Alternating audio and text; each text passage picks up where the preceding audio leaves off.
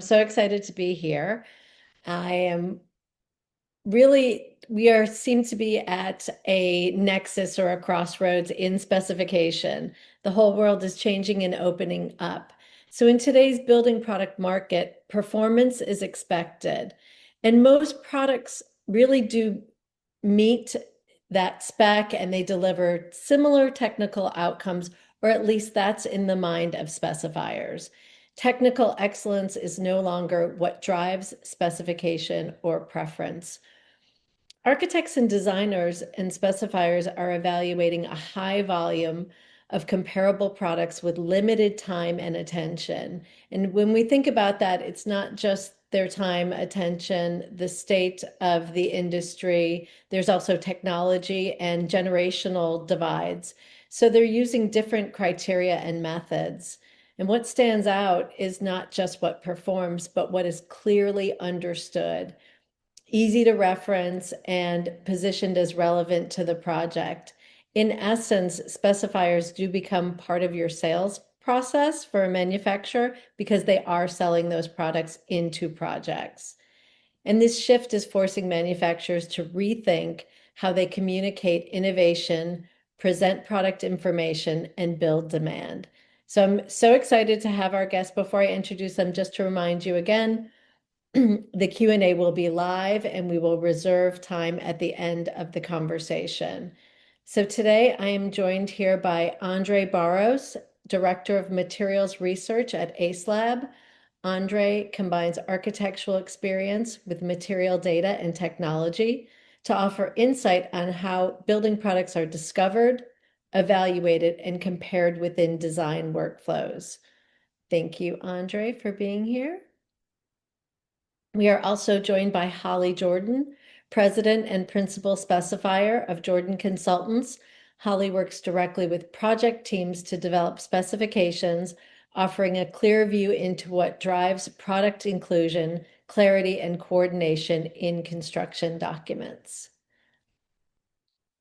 We also have Amanda Schneider, and Amanda is founder and president of Think Lab. Amanda leads research focused on how architects and designers make these decisions, bringing data-driven insight into product selection and specification behavior. And finally, we have Monica Wynn, Director of Marketing and Sustainability at CPlast. Monica brings a perspective rooted in building enclosure systems, sustainability, and technical education, translating complex product systems into clear market-facing value. So just want to open this first question up to everybody about specification and decision-making today. So when multiple building products meet the same performance criteria, what actually tips the scale? I mean, what makes the difference? Where do manufacturers tend to misunderstand that? I can jump in and start us off. So I will say one challenge is things are shifting and changing. And I think it's easy to say, where do manufacturers misunderstand? But even if you've been in this industry, been steeped in this industry, things are changing. Different generations are kind of approaching the specification process in very different ways. So the challenge behind that is all of you on the manufacturer side are stuck between investing in the old way, which we still have to do because a lot of specifiers are still really deeply rooted in physical samples and things that cost money in a physical present sense. But then also, as we look at some of the younger generations, and a lot of our research at Think Lab is comparing these differences across generations, we see people much more digital forward, especially in these Gen Z, kind of the youngest generations in our mix. So you have to invest in these digital products too. And so there's a real balance because your budgets didn't double. So how do you make the decisions about where to invest and how to be the preferred brand? So one of the things that I like to say is as we look across generations, many products meet specs, but it's really about this process over product. What they're looking for today is kind of who saves me time, who is the easiest to work with, because I would say today the brands that win aren't just better products in terms of what they do or performance criteria. They're easier to buy, easier to specify, and I would say easier to stand behind because these designers are putting their neck out there to recommend them to their clients. So I'm not sure what my fellow panelists have to add to that.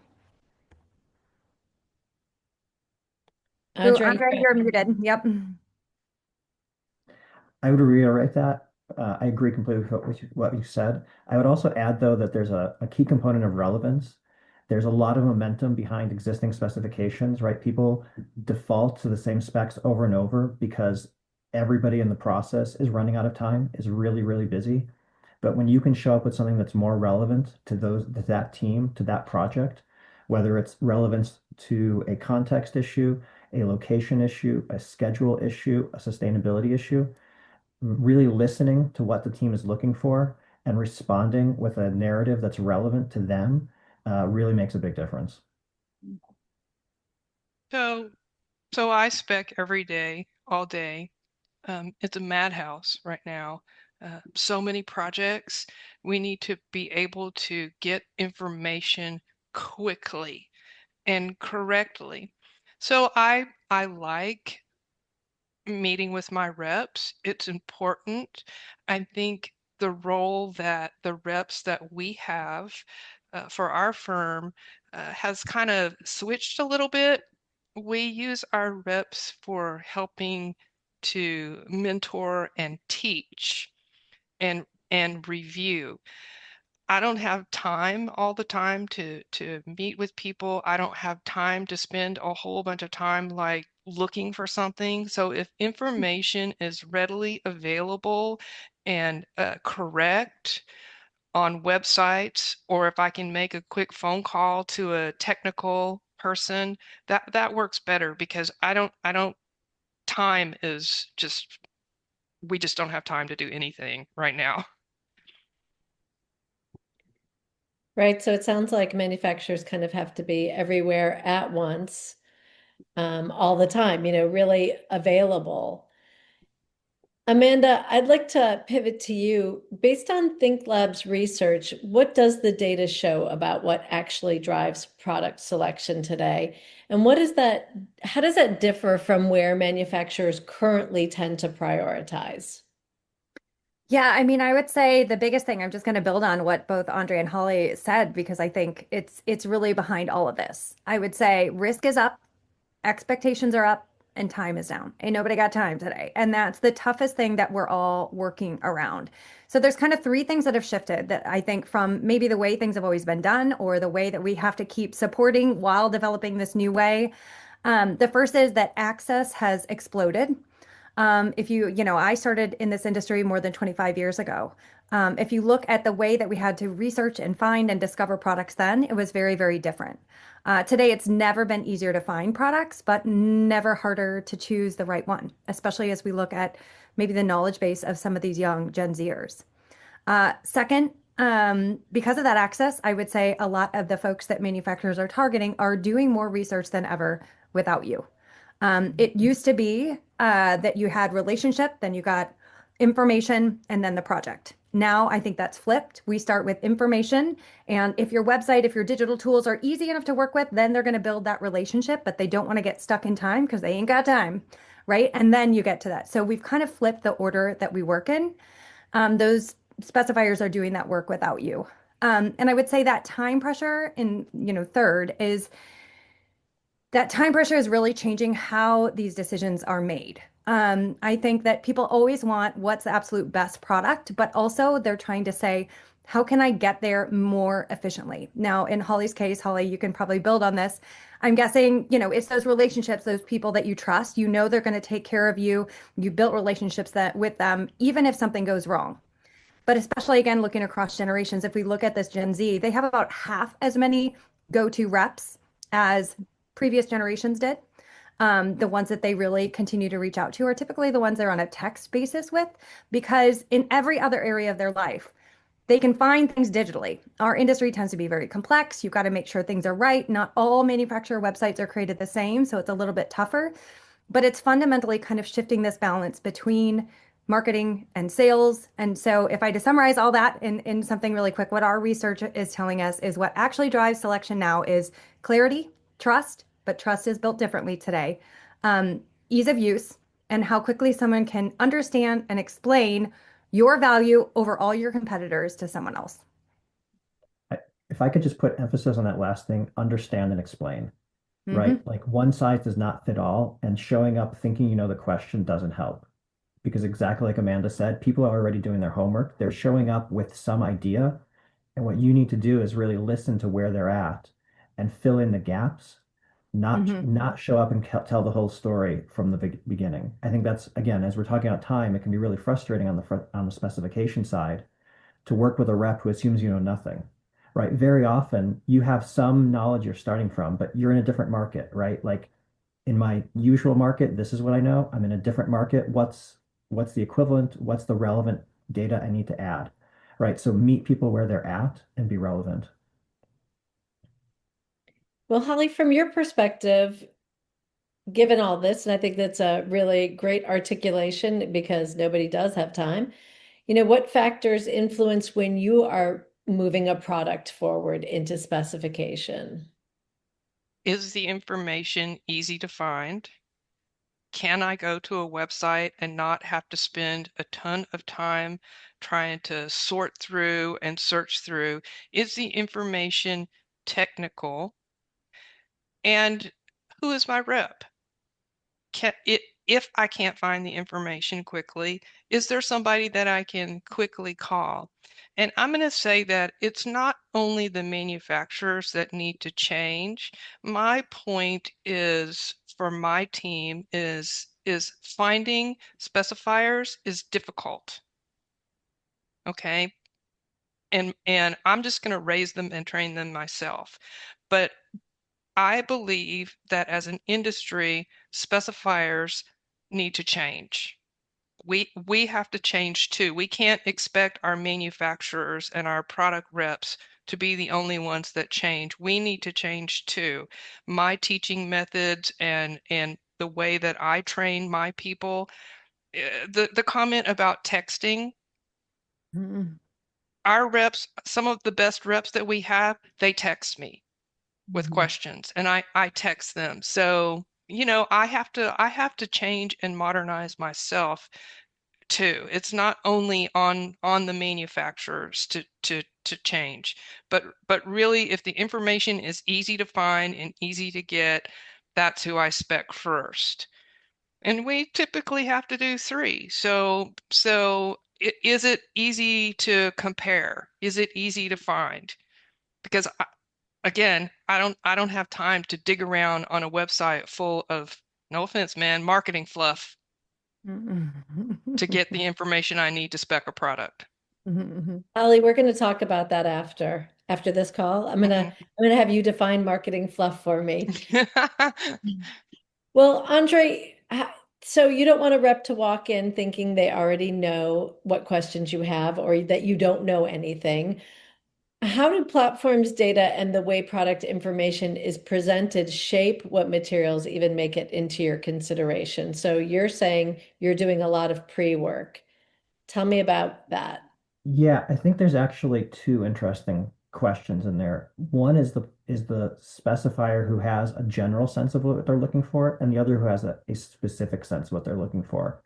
And they're actually two very different use cases, right? Sometimes you're like, I need this very specific, you know, unique brick, right? I want a hand molded 24 by 2 inch brick, and I can't find anyone who makes it domestically, right? And so you're searching for that. Other times, it's like, hey, the client wants blue and it has to be durable. And you're like, where do I even start, right? And so I think that's where having relationships with reps you can go to is wonderful, but even more so, data platforms that do let you search either ambiguously or specifically, and then drill down into a direction, right? And then get more specific and get more specific and get more specific until you get there. Absolutely. So taking all of that into consideration, Monica, I feel like as the manufacturer here, we'd love to hear from you. So I know that manufacturers are investing heavily into product innovation, and certainly CPlast is a category leader in that. How are you thinking about translating that innovation into something that resonates with architects and specifiers? So now we've heard what the issues are. How are you doing that translation? So our marketing in general is deeply rooted in the voice of the customer. So we really do spend a lot of time talking with specifiers and designers and understanding, not only what they need from an innovation point of view, what they need in order to access the documents and for us to be easy to work with. And that's a continuous improvement model that we work through and drives a lot of our decision making around not only what gets prioritized in our product development, but also just all of our customer experiences. So everything that you guys have said echoes things that we've heard. There's also some other places that I think we can improve, but we really like to focus our innovation around the customers. So to your point, Andre, we don't like to pretend like we know. We like to walk in, we like to ask questions, and product innovation is really found in those conversations.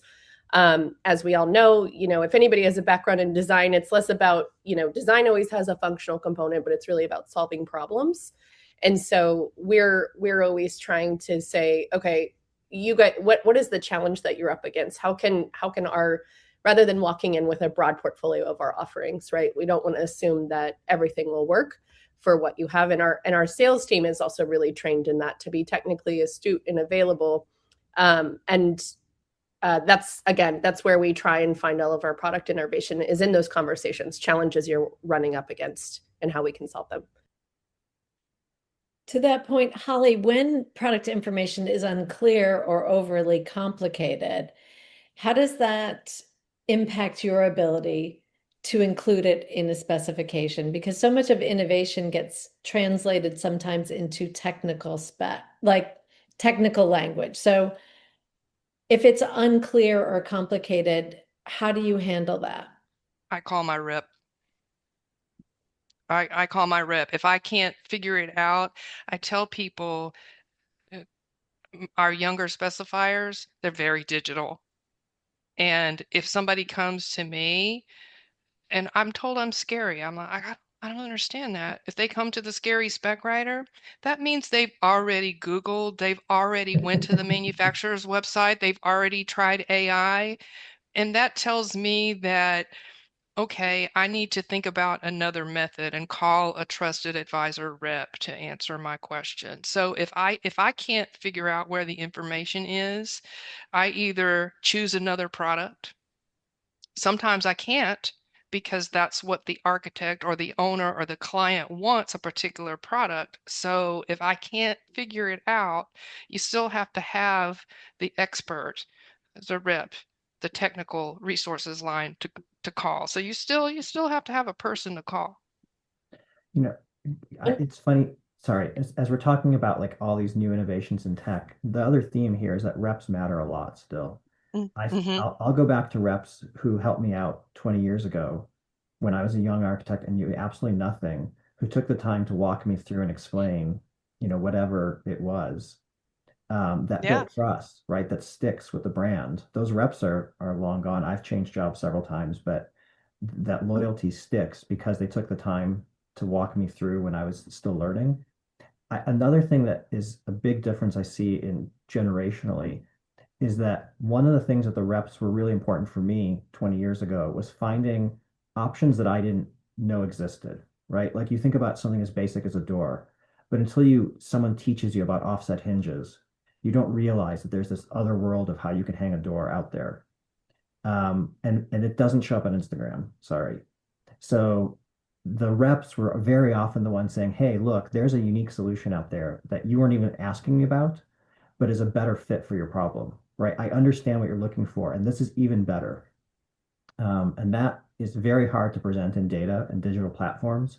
That comes from the reps listening and saying, I've got something for you. And sometimes someone who doesn't have as much experience, sometimes they don't know what question to ask. And that's what I used to get so angry, because at my husband, he's a spec writer too. And I used to ask him, hey, what about this? And he would say, I don't know, ask the architect. And I'm like, but I don't know what to ask. So sometimes the relationships will help as well. So I think we need reps, we need AI, I love AI. I love like going to AI and helping me build and answer questions, but still sometimes I don't know what question to ask. Can I ask a follow-up question on Yeah. this? Is, you know, one-on-one education still of value? Is education a valuable part of establishing that relationship and trust? And do you expect that from manufacturers? We do because finding experienced spec writers, the average age of specifiers currently is going up, and there's a lot of retiring. So we have a lot of younger people, and I think as an industry spec wise, we need to change. So the biggest component for my firm is having reps who can come in and explain. And you know what? It doesn't kill me to sit and listen to a beginning, somebody teaching my beginners too. I get something out of it every time. So I think I've shifted a little bit. Yeah, I can find the information online, but learning what information I need and what questions, that's where I need our reps to help us. I have a door hardware person coming in for the next 6 weeks, 30 minutes. It's funny, Andre, because we just talked about hinges last week, and coming in and just giving us a quick 30-minute overview. And what I've noticed is once we have just that little touch, then my specifiers, my ones that are learning, they go online and they look online and they look at AI and they build upon just that little 30-minute discussion that we had. Mhm. We've covered a lot of we've covered specification, selection, innovation, and now I'd like to shift. Amanda, I would like to talk about the intangibles, brand perception and trust. What is the data that you're seeing? Tell us about the role brands play in product selection, even in a performance-driven category like building products. Hmm. I'm going to answer your question and I'm going to keep building on what these guys are talking about too, because I think the short answer to your question is brand matters more than ever. And I love the dialogue we just had because Holly, what you were saying about taking all these meetings and meeting weekly with a hinge hardware provider is great. But Monica, I'm curious, are your reps finding it easy to get time with these specifiers? Do you feel like everyone is willing to give you the time that Holly is clearly giving to her reps? I mean, I think we like to the point of we meeting them where they're at, whether it's a lunch Mhm. and learn in office, we know that those are still valuable. And Yeah. but there's events, there are places where they're already going where we can offer we try to literally meet them where they're at, whether Mhm. that's at AIA or other opportunities. We provide a lot of education that can be, hosted remotely. We can even come into um, we try and deliver education through a lot of different means. It could also be through a white paper or a blog article, something that could be read offline and a CEU could be awarded at that time. And even and those are very education neutral and we can't really drive brand a whole lot, but what we can drive is our expertise Mhm. and what we can drive is our technical acumen. So we tend to think of education in all its forms as like a really strong vehicle for us to build partnerships, trust, and establish credibility. Yep. And I think those are all great. And to me, even those technical aspects are brand builders and why I say that I think brand is more important than ever. So just some quick stats. I mean, as we look at what's shifted and changed from then to now, especially accelerated by, I'll say the P word, the pandemic, and how much that shifted things. In our data, around 49% of sales teams are struggling to connect with these decision makers today. We have an initiative called the Gen Z cohort that is modeled after something that I talked about in my TED Talk. If you find my TED Talk, called the Gucci Shadow Board. So it's really looking at these youngest specifiers to understand the mindset of the future and where we're headed. So as we look at this, 49% of sales teams are struggling today to connect with decision makers. The average age of a rep in our industry is around 49. Average age of a designer is 34. Or if you look at these first pull specifiers, it's often the younger ones, especially in the larger firms. Office appointments are more scarce. What was once 5 days a week in office is now on average 3 for many of these firms. FaceTime has been cut in half. It used to be 80% of a sales rep's time was spent face to face. Now it's around 45%, higher in some markets, lower in some markets. And I could go on. We've got tons of these stats at ThinkLab about just how much the role of the rep has changed. And so, I know, Susan, a lot of your questions are like, what are we missing? What are we getting wrong? I think it's really looking at this balance between sales and marketing and how those two work together because ain't nobody got time. So we have more digital messages coming at us than ever before. Everyone's asking for our time, but 15 minutes is the new hours. Like we don't have time to spend with these reps like we did before typically to get this kind of education. So how the sales marketing and the sales function and the marketing function work together, I think has shifted greatly from the world we once knew to where we will be in the future. And I think that, a lot of us are still experimenting with what that balance looks like in this era where everyone says they want relationships, even these Gen Zers, they say, I want to meet people. But then we're like, well, why don't you show up then? And it's because they don't have time. And so, how do we build relationships without time? How do we build brands with less attention than ever before? Those are the questions we're digging into at ThinkLab. It's so ironic that that comes up so often because I hear exactly the same thing, but a good rep can save you so much time, right? Like so If much. you know them, and if you Yes. know they can save you time, I mean, in our recent Gen Z research that we did, we surveyed our firm champions. So these are large firms, senior leaders, and our Gen Zers. 70% of our Gen Zers checked, we asked, what's the biggest problem with product specification today? 70% of our Gen Zers checked, nothing, I know it all. So they don't even know what they don't know, and they don't know the questions to ask, right? We had a higher percentage of our firm leader champions say, I need more answers. So super interesting to see this dialogue. Wow. That That's is that's really, that's really interesting because one of the Or things that terrifying. Yeah. well, but one of the things that drives the most traffic on AceLab is the educational content, the webinars, the connections to reps still drive the majority of traffic through the site. So maybe I guess we're getting that older generation. Yeah, well, and do we need Gen Z, right? Like, does there need to be almost like a new wave brought in as well? And I think that's also what we look to because that those as basically like we would say older Gen Z as they are starting to move into more influential roles. Mhm. I think the same could be said on the sales side. And I know we do kind of look at that like how we can prepare for these changes because you're right. Like I think relationships are always going to matter, and we provide as many digital tools and accessibility as possible. But I think you still have to do the legwork. You still have to put the time in and build those relationships. yeah, it sounds, Sometimes I think an hour presentation or an hour long discussion, it's so much. If we could just say, okay, like I said, I have somebody who's coming in and she does 30 minutes and that's it. If I can have a 15-minute presentation, a quick 15 minutes, because I don't know about you guys, but my attention span has gotten shorter and shorter and shorter. And I think I find myself at an hour long, even a webinar, I find my mind drifting. And I think if we could like think about, do we really need hour long? I know everybody needs CEUs, but what if we just had like a quick, hey, here's 15 minutes of great information and education, and then my team takes that 15 or the 30-minute ones and they build upon it themselves. I would like to see some presentations that are short and to the point and thought-provoking. Are physical demos still welcomed and considered valuable? Would you consider that a piece of that?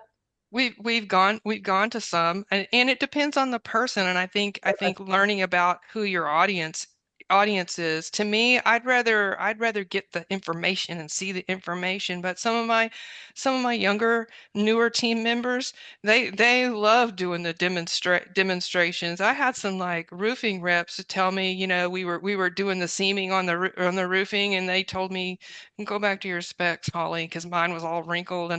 And sometimes hands-on, even if it's just a 30-minute hands-on kind of thing, it works great.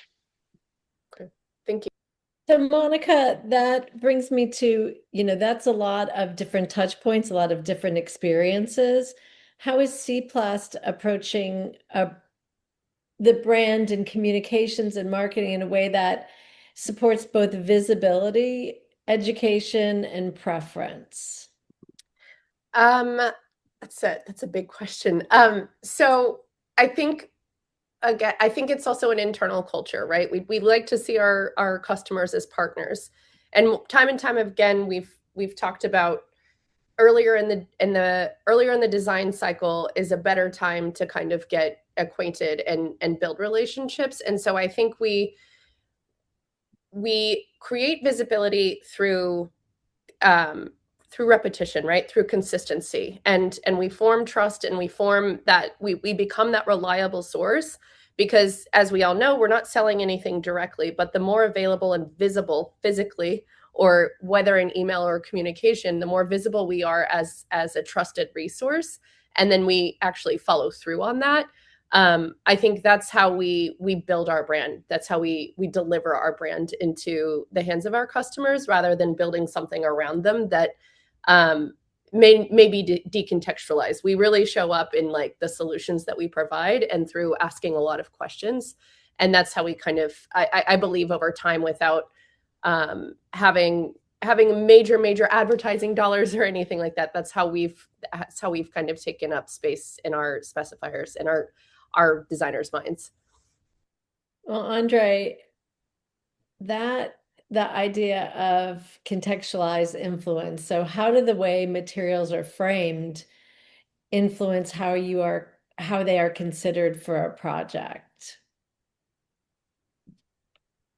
Gosh, so I think that narrative, how the material is framed, is the way that the designer can assess the relevance to their project. I guess let me back up a second. You're only digging into the technical detail after you think you have the right product, right? You're not checking the technical details for every single product. You sort of have to be in the right ballpark first and then zero in. So that framing is what gets you in the ballpark. That framing is what gets you in the door. And then the technical evaluations can happen afterward on a very subset of products. Well, Monica, what do you think that a building product or material, like how can it be compelling to get in the door, to make it memorable to architects and designers? I think where we've really, I think our best strength is we don't think of the products in isolation. We know that they belong to a bigger piece of the whole. And so we try to, enclosure has so much influence on, air and water management for the entirety of like the building envelope, right? And that helps protect what's happening inside. So we really try to frame our messaging around the solutions we provide and how it ties into everything else. And we know that buildings are not exclusive to one product or even one system, right? So we really like to reinforce that we are compatible with a lot of materials. We really like to explain the value of redundancy or continuity across systems. So I think that's some of our more valuable or sort of successful conversations have been around, what's the unique solution we can provide for you across different aspects of the built environment and how it ties into a design. And I don't know if anyone else here trained as an architect, roofing, waterproofing, and enclosure don't really come up in your curriculum, right? So we like to try and kind of provide that education at the forefront of everything we say. And I know I keep repeating myself, but the more memorable experiences, I know we host an actual like plant tour and summit. We invite designers in to see behind the scenes where we build things. We get their input on innovation, anything we're testing out. We really try to bring them into our innovation cycles. And then we also, again, we try to keep our customers front of mind. So they're also bringing ideas to us. And I think that becomes more of a partnership than, say, just a technical rep delivering information. Right, that's interesting. So there are just so many different ways that you are reaching them and really giving them the context of how that fits into a system. Amanda, what patterns are you seeing in in how architects and designers engage with products or brands that stand out? Hmm. Well, I'll say, let's start with what hasn't changed. Maybe that's a little bit easier. One of the first things is that when we asked all generations, all different roles, architects, designers, what is your number one priority? The number one selection that was chosen was basically save me from myself. Keep me from making a wrong decision for my client. My biggest fear is looking bad, making a wrong choice, making an expensive error that then we have to figure out how to fix. So I think that's a really important piece of context, that no matter what generation, no matter what age you're coming from, that's really, really important. But I'm going to throw out another quick stat from our Gen Z cohort.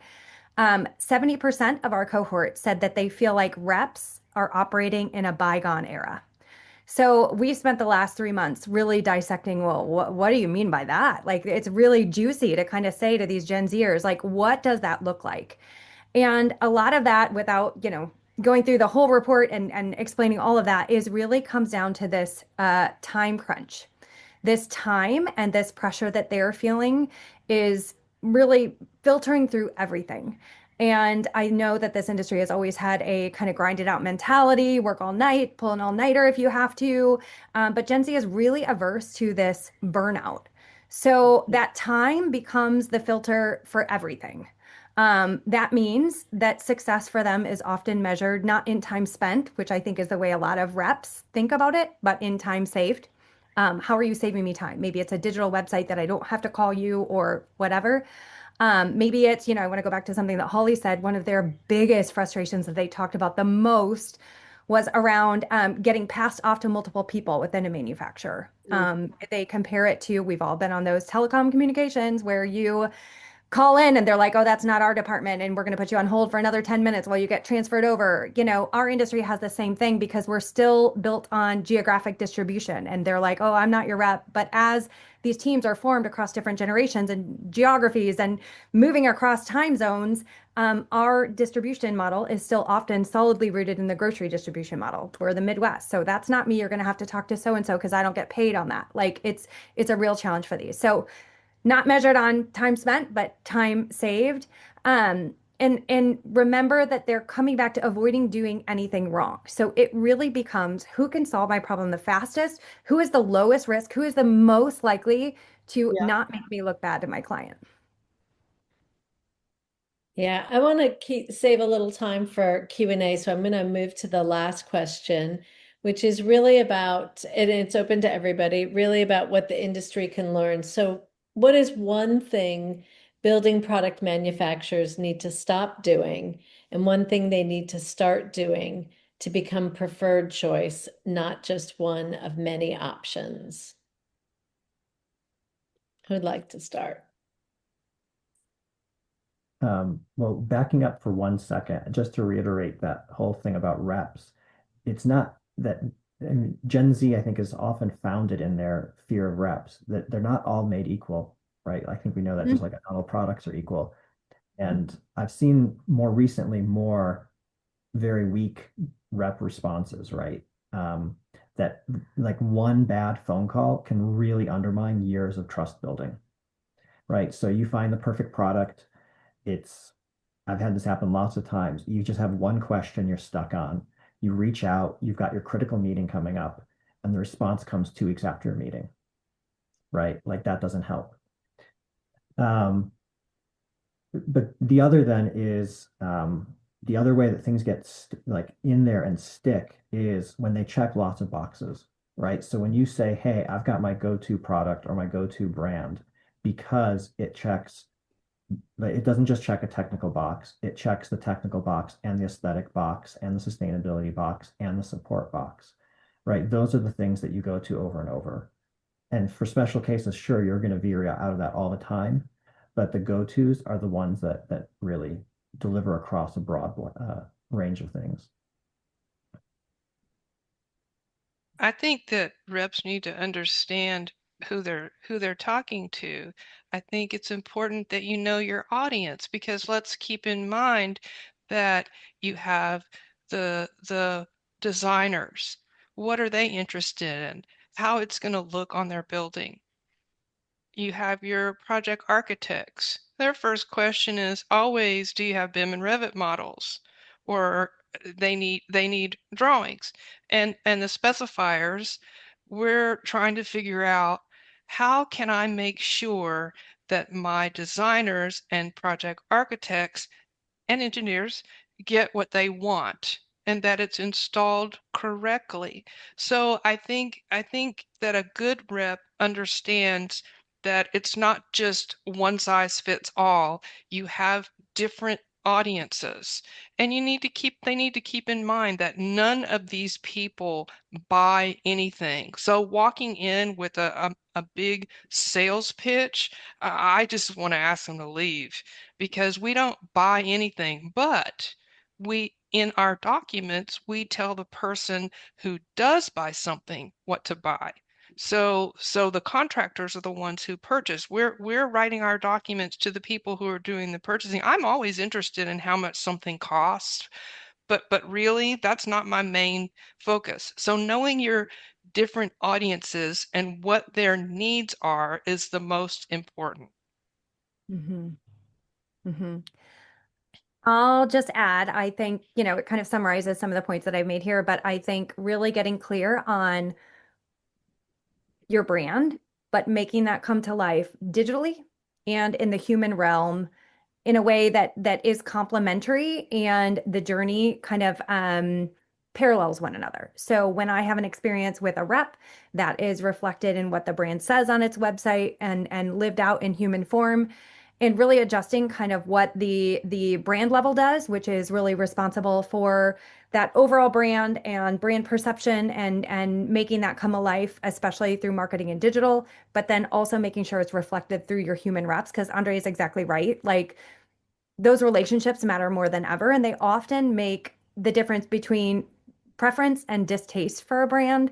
I will say a lot has changed. A lot is changing. If anyone's interested in more information to kind of follow this, we have a podcast called Design Nerds Anonymous. I would invite you to find that wherever you get your podcast, because we unpack a lot of this and what the role is for the designer too. I think there's a lot, to Holly's point, that we have to be a part of this too. There's a lot that we unpack in that show about what designers can do, what manufacturers can do, maybe what reps can do different, because it's not a quick checklist. There's no Ozempic here. You're going to have to do the diet and exercise plan and really work at this, because it all is shifting and changing in real time. I always think of a project as almost the hero's journey. You've got the intent, then you've got all the issues you have to deal with, and the rep to me, and when I interview reps, if they can be the trusted advisor that steps in and says, it looks like this, but let me tell you why this is not good, or what's actually going to get you where you want to go. It's so important. Mm-hmm. I would say from the manufacturing side, what we can do probably more of is listening and asking more questions, right? Remaining like nimble to all of these nuances. And I do know that, and tell you guys, tell us if this is the right way, but we tend to kind of prioritize our journeys around the website, or accessing information through a seasoned specifier, and then someone who's new to the field kind of tend to be our two like prioritized tracks. Is that still relevant? Is that still making sense? I think we're trying to move in that direction. And then I think the other piece is just attending things like this, right? We need continuing to listen as it all evolves. So Holly, I saw you nodding your head. Does that seem like a good approach? Are we going in the right direction? Okay, cool. Awesome. Any final parting words before we get into Q&A? Go for it. Let's bring on questions. All right. Thank you guys so much. We have a couple of questions that came in, and there's still time. So if you have questions that you're thinking about, please go ahead and submit them either through the Q&A or chat. The first question, though, is when you say people ain't got no time, why don't they? What are they using time doing that people weren't doing years ago? Mm-hmm. I think the world is just moving faster than ever before. Even with AI and all of this that's being introduced, there's this all you got to do is idea. We watch HGTV and shows that make it look like, oh, in just 24 hours, look how we transformed this space. And all of that as consumers is transitioning to our B2B world and our world as professionals in this world that doesn't always happen like it looks like it happens on TV. And so client expectations are up, meaning it's got to happen faster than ever before. We have more tools than ever. So even leadership within some of these firms thinks all you got to do is, make it happen faster than ever before. And so a lot of these young designers, especially that tend to be some of the worker bees that are like doing all of the execution work, feel more time crunched than ever. And I think that that is something that is just happening culturally, but also has to do with the era of how work gets done that we're in. Um, I have my new book behind me, Work for What's Next, that really unpacks a lot of this and kind of the balance that we need to have to help people feel like they have more time in their day. Right now, people are spending more time in meetings than ever, especially as the world, reopens in a post-pandemic world. And so they're doing their work nights and weekends. And guess what? Gen Z doesn't want to do that. They may not have kids yet, most of them, but they want to have a different work-life balance. And that is true of our industry as well, despite this grinded out mentality. So it's really affecting kind of, how this time is leveraged in our universe that is going to have a deep effect on how work gets done as an industry and how we share these loads. If I could also add to that, I have a number of friends who work in the field or who are practicing, on the architectural or engineering side, but I know like overhead has gotten higher, right? The digital tools are more demanding, and we always tend to think technology will make something faster, but now it means, oh, then you can do more faster in a shorter amount of time. And I know even just turnaround times for deadlines and project execution are getting shorter and shorter and shorter. And then also that client base needs to grow. And so you're just trying to do more with more, I guess, but it's not really like there hasn't been that shift. I don't think we've seen that shift yet where technology is helping us all do less of the day-to-day where it's so much more documentation required now. The changes in the trades and the changes in the field require significantly more documentation. The loopholes required to jump through just to get projects started, whether from the ownership side, entitlement side, the number of stakeholders who Funding. do things Yeah. now, the number of renderings that are expected, right? Where when I started, you do a couple of marker renderings and you were done. There was no person dedicated to rendering for the life of a project. Now you may have that, keeping it up to date over and over and over, because the renderings look photoreal. It must be easy. And AI is making it a little easier, but it's not a silver bullet. And team sizes have shrunk dramatically. Even in my own short career, I've watched, the team for a large building drop from 12 to 6 to 3 to 1, right? And the expectations are no different. So there's a lot of work that has to get done with smaller and smaller teams. Mm-hmm. Actually, another big contributor to this is the starting and stopping. Teams are assigned to multiple projects and juggling. And no matter how good you are, picking up a project you haven't touched in 3 months, remembering where you left off slows you down, right? That there's friction that's new in the process, and that friction steals time that you then have to scramble somewhere else to make up. Mm-hmm, mm-hmm. And the decision-making committee for a lot of these projects has doubled in the last 5 years. So there's more people, more oversight, more decision makers. So your team can rush to get to, let's say, a big deadline, but then you're waiting on this client to respond. So some of the start-stop is internal because of resources, other is because of the client side. And our industry is not built for that stop, start, pivot, restart, wait, go again. Mm-hmm. Great. Thank you, guys. We had another question come in. I'm curious to ask if we could discuss what designers really want to see on manufacturers' websites. Can we dive further into what is website marketing fluff? I guess that was me. Sorry. So the first thing I always ask is, do you have a guide spec? I always want to see a guide spec. And I tell people manufacturers will hear specifiers say, I don't use manufacturer guide specs. Well, that's not necessarily true. So younger, more inexperienced people may take that guide spec and throw it right in the project manual. a more experienced person is going to use it in a different way by using it as informational to create our own spec.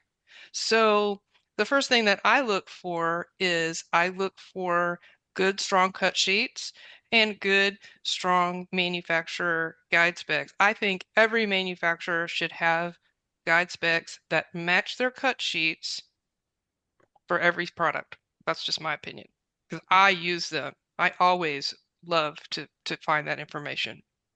Mhm. If I can add on to that too, I think what's hard for a lot of these marketers is they have to appease the Holly Jordans of the world. That obviously you have a very technical mind. You're doing this technical spec writing all the way to the 26-year-old designer that maybe 70% of think they know everything, right? Like, so we're trying to hit a lot of different audiences. And I just want to acknowledge that's a really, really tough thing to do. There are some very basics. We have a lot of best practices that we've developed for websites.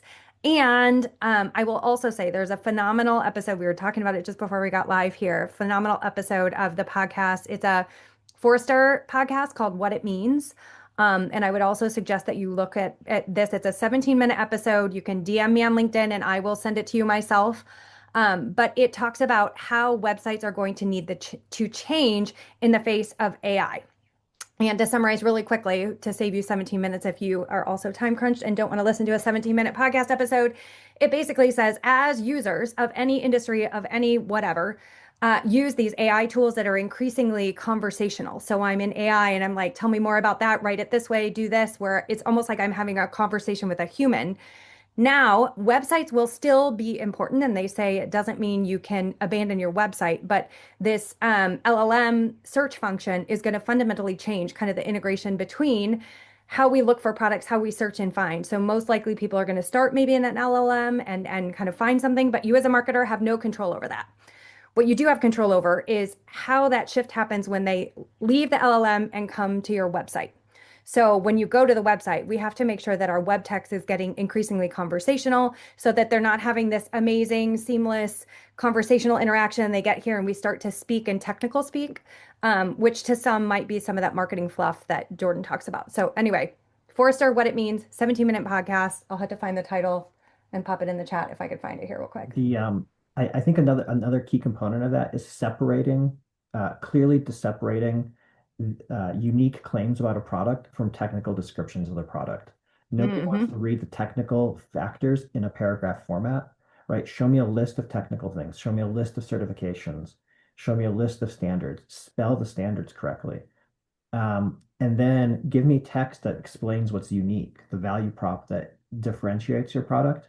And that's it, right? Keep it simple. Let the imagery do more. Some of the biggest frustrations we see are it's just like food labels where across the same manufacturer's website, they'll use different standards across their products. So you can't even compare within a single manufacturer's website, right? Their doors use inches and their windows use feet as a blunt example. Not exactly, right? But that sort of lack of consistency, or embedding things in strange places, right? The colors only show up in a paragraph about how beautiful the product is. Show me swatches. Give me a separate bucket for every type of data, for every type of user.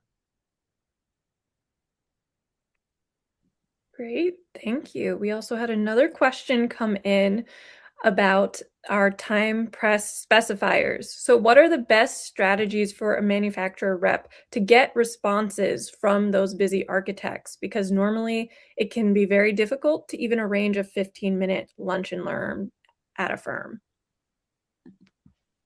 I think a quick email. Hey, how are you doing? Can I help you with anything? A quick phone call.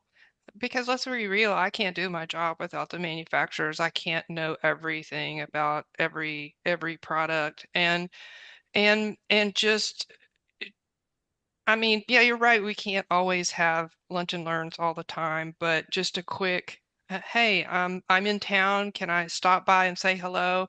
I'm going to tell you no. One of the things is I ask people is who's the at a big firm, who's the most important person at a big firm? And that would be the receptionist. Okay. And this is the person who's going to tell you, they know who's there, they know who's available. So even if you just drop in, I've had people drop in and I'm like, "Oh, I can't talk to you right now. I can't." Well, here, let me just give you just this sheet of information. And do you want me to follow up? Do you have time? Would you like to see me later? It's all about, I mean, we've talked about asking questions and listening. So that's And all I know to that's all I I'd go know to back say. I'd go back to something that Amanda mentioned earlier about getting the runaround when you reach out. I think it's less about reaching. You want to reach out strategically, obviously, to sell yourself to architects, but even more important is being available when they have a question. I've gotten tons of questions from people who are like, I just want to find the right person to talk to, right? I need I'm looking at a global company. I click on their website. There's 500 people. I have to fill out forms. I have to click through things. I just have a simple question. I want to click on somebody's face and start a phone call and ask them my question. Um, Let them start the conversation with you and make that really easy to do. Mhm. I agree. I think that responsiveness is just really, really key, but it has to be correct. It has to be right. It really has. I think that that's one of the biggest shifts is they're gathering a lot of information without you. So when they need something, they've already found what they could online. They've hit a stopping point. So you are the human that is responding to them. I think what Holly said is right on too, that these are all still humans. Like they may have different preferences. Some may love the drop by. I think what I'm hearing from a lot of reps is what used to be one to many is now one to one. That means it's a lot less efficient for that rep. But these Gen Z designers, especially if we're talking across generations, they're used to so much more being personalized to them. So how are you that local filter that understands them, their projects, and how do you be a personalization mechanism that really filters all of the information down to what it means to them? And I want to leave with one more just quick and easy. Especially these Gen Z designers, the earliest of whom started just pre-pandemic. The earliest of Gen Z that was traditionally college graduated 2019. So at best, they had under a year under their belts before the pandemic hit. They didn't meet reps in the same way that us Gen Xers did coming into this industry. So one of the simplest asks that we've gotten from our Gen Z cohort is, dear rep, put your picture on your email signature. Because what happens is, as they're walking into a big event, they know it's A. Schneider at sandowdesign.com, but they cannot connect that with my mug when they see me at an event. And guess what? They're overwhelmed because in their digital lives, they're used to connecting with people digitally first, but they may not know who I am. So something as simple as a rep putting their photo on their email signature. And by the way, it has to be a new one. If you are Gen X, like do not do that filtered photo. Like make sure it looks like you. We're all aging, I know, but it helps them find us at events. So put your photo in that email signature. It's a way to kind of bridge that digital and physical world in a way that connects with them. Oh, Amanda, you're killing me because I have my marketing person and she is absolutely insisting that we put our pictures on our new business cards and I'm like, spec writers don't do that. We don't do that. But oh man, now I'm gonna have to go back sheepishly and say, oh, okay, You're fine. right, because Amanda said so. Yeah, yeah. Well, I mean, you're just reiterating what we've Mhm. been fighting here about. I think we're not manufacturer reps, but we do have clients that we work remotely with all the time. And yeah, you just kind of re-emphasized what my person has just insisting that we're fighting. So thanks. Sorry about that. Gonna have to have new pictures made. There, there was a question in there about physical samples that I don't want to lose, and I think they're still priceless, but not in libraries anymore. It's a lot more just in time. Send me the samples when I need them, and make it easy for me to return them. I don't want a pile of samples afterward. Include a return label so I can use it, present it, and send it back. Still very, very invaluable. It's just a different flow. We have some samples here in our office. We don't really use samples, for example. I'm going to tell you something like really amusing. We have a project that we're doing, and the architect is referring to the product by the manufacturer name. We want this window. We want this window. And so I spec'd it, and it's called a UPVC window. And he said, "Oh, we don't have those. I want this." And I'm like, I'm a little confused. And so we actually have a sample of that particular window with the UPVC, what it is, and the manufacturer name, and it just kind of clicked. And I will tell you that window, it's kind of big. Sample is kind of big and bulky, but we have it on our bookcase because it's like very attractive. We use it as an art piece in our office. Amazing. I know we are over time, so I thank everyone who lingered. I know we have a couple questions that we were not able to get to as well. I'll share those with our panelists, and if anyone has anything, I'm more than happy to send that out to the group. But thank you so much for joining us today. We'll be sending out that recording of today's session via email this afternoon, so that you can share it with your team and anyone who wasn't able to attend. All of our previous conversations are also available on demand in the Circle Gallery, which will be linked in that same email. And we hope that you guys will join us for the next The Circle, which will be May 19th. It's part of NYC by Design, the festival, and it is also virtual. It's New York doesn't just follow design trends, it creates them. Registration for that will open shortly. Thank you so much for everyone for joining. Thank you again to our wonderful panelists. This has been a really incredible conversation. Thank you for so much. hosting. Bye, everybody. Bye, everyone. Bye.